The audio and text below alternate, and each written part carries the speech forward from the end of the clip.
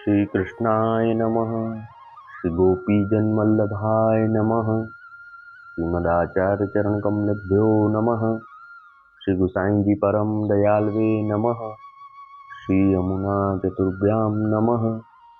श्री गुरुवे नमः। श्री गुरुचरण कमलेभ्यो नमः।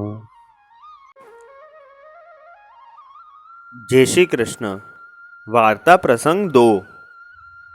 और एक दिन कानबाई को महावन में कछु काम हतो, सो अपने सेव्य स्वरूप को श्री गुसाई जी की बेटी जी श्री देवका बेटी जी के यहाँ पधराए के आप तो महावन को गई हती। तब देवका बेटी जी ने अपने श्री ठाकुर जी सैया ऊपर पोड़ाए।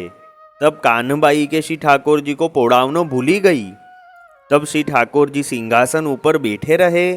सो जब रात्रि आधी गई तब श्री ठाकुर जी ने कानबाई को जताए, जो तू यहाँ आई है परी मोको झाड़ो बहुत लागत है और मोको पोड़ायो नाही, मोको सिंहासन ऊपर बैठारी राख्यो है, सो मैं सिंहासन के ऊपर अकेलो डरपत हूँ।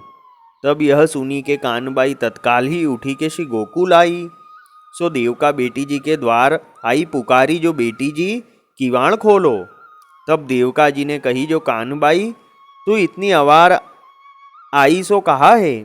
तब कानबाई ने देवका बेटी सो कही, जो महाराज मेरे लालजी को ले आओ। तब देवका बेटी जी ने कानबाई सो कहो, जो श्री ठाकुर जी तो पोड़े हैं, सो मैं कैसे देऊं। तब कानबाई ने कही, जो महाराज मेरे श्री ठाकुर जी तो सिंहासन ऊपर बैठे हैं, सो तुमने पोड़ाए नहीं हैं। तब देवका बेटी जी मंदिर में जाए देखे तो श्री ठाकुर जी सिंहासन ऊपर बैठे हैं। तब देवका बेटी जी ने श्री ठाकुर जी कानबाई को दी ने। तब कानबाई अपने श्री ठाकुर जी को पधराए के अपने घर आई। तब कानबाई अपने श्री ठाकुर जी को गोद में लेके कहन लागी, जो मेरे लाल जी को झाड़ो बहुत लाग्यो होएगो।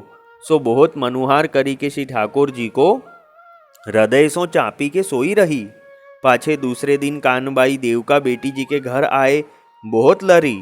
सो वह कानबाई श्री गुसाई जी की ऐसी कृपा पात्र भगवदीय हती। भाव प्रकाश या वार्ता में यह जतायो, जो श्री ठाकुर जी को काहू के भरोसे राखने नाही, सेवा अपने हाथ सो करनी। कदाचित कोई बाहिर को काम आई पड़े तो श्री ठाकुर जी को बेगी पहुंची के जाइए।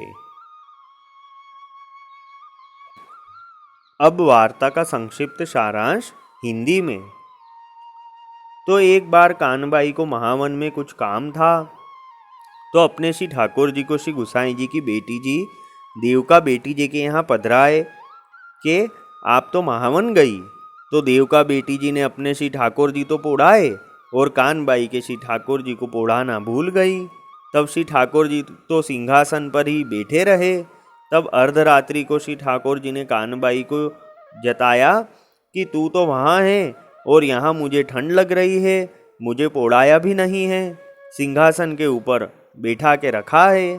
तब कानबाई तो तत्काल उठ के श्री गोकुल गई और देवका बेटी जी के द्वार पे आकर आवाज़ लगाई। तब देवका बेटी जी बाहर आई और कानबाई से पूछा कि तू इस समय यहाँ कैसे आई। तब कानबाई ने कहा कि महाराज मेरे लालजी को लाओ। तब देवका बेटी जी ने कहा कि श्री ठाकुर जी तो पोढ़े हैं, तो मैं कैसे देऊं। तब कानबाई ने कहा कि महाराज मेरे श्री ठाकुर जी तो सिंहासन के ऊपर बैठे हैं, आपने पोढ़ाए नहीं हैं। तब देवका बेटी जी मंदिर में गए और देखे तो श्री ठाकुर जी तो सिंहासन पे बैठे हैं। फिर देवका बेटी जी ने श्री ठाकुर जी कानबाई को दिए और वह लेकर अपने घर गई। फिर अपने श्री ठाकुर जी को गोद में लेकर कहने लगी, मेरे लाल जी को ठंड बहुत लगी होगी। तो बहुत मनुहार करके श्री ठाकुर जी को अपने हृदय से लगा के सोए रही। तो वह कानबाई श्री गुसाई जी की ऐसी कृपापात्र भगवदीय थी। भाव प्रकाश में कहते हैं कि यह वार्ता में यह जताया कि श्री ठाकुर जी को किसी के भरोसे छोड़ना नहीं, सेवा अपने हाथ से करनी। कभी कोई कार्य से बाहर जाना पड़े तो श्री ठाकुर जी को जल्दी पहुंचकर जाना चाहिए। वल्लभी वैष्णव सदा सुहागी, जो श्री वल्लभ शरणे आवे सो पूरण बड़भागी। गल तुलसा की माला सोहे, भाले तिलक रसाला। तापर वल्लभी मुद्रा सोहे, मुख बोले गोपाला। तन मन धन वैष्णव पर वारू, गाँव श्री गिरधर लाला। आज सभा में पूर्ण रहत हैं, सूरदास नंदलाला। वल्लभी वैष्णव सदा सुहागी। जय श्री कृष्ण।